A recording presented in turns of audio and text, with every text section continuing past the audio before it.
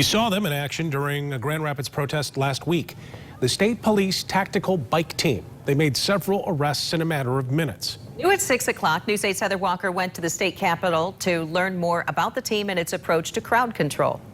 MSP got the idea in 2016 while assisting with the Republican National Convention in Cleveland. They started implementing it here in 2017.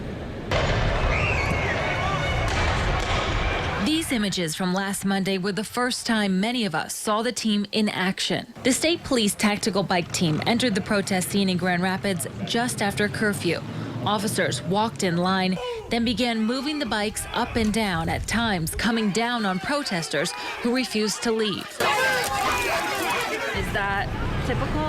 No, I don't think it's always intended to land on their toes, but when there is very little space there, sometimes, little lines can overlap. Officer Nunez teaches the tactical bike training for Michigan State Police.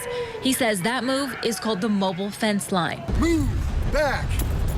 Move back! There's also a mobile hold line, a crossbow line, where officers create a second line of defense, and the encirclement tactic, which was used Monday to surround and arrest protesters violating curfew. Verbal direction is always given prior to dynamic movements like that from the tactical bike team, which we heard on Monday. Lieutenant Darren Green with MSP says those commands are warnings. During times of civil unrest, like you've seen in Grand Rapids, the bikes are very useful for managing crowds and for covering large distances that would be much harder to do, by officers on foot, or to have to go to a patrol car and drive from point A to point B.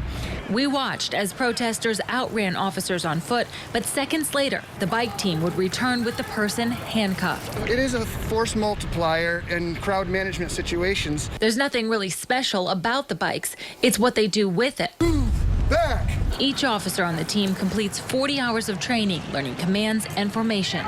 It's a useful tool that can be used, in a lot of different ways.